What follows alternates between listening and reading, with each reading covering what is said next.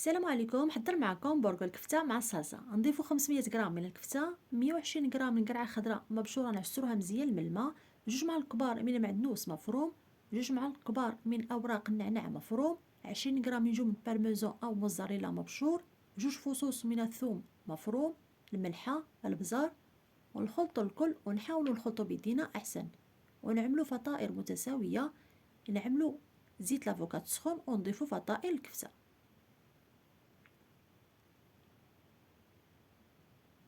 ونقلبهم من الجهة الأخرى.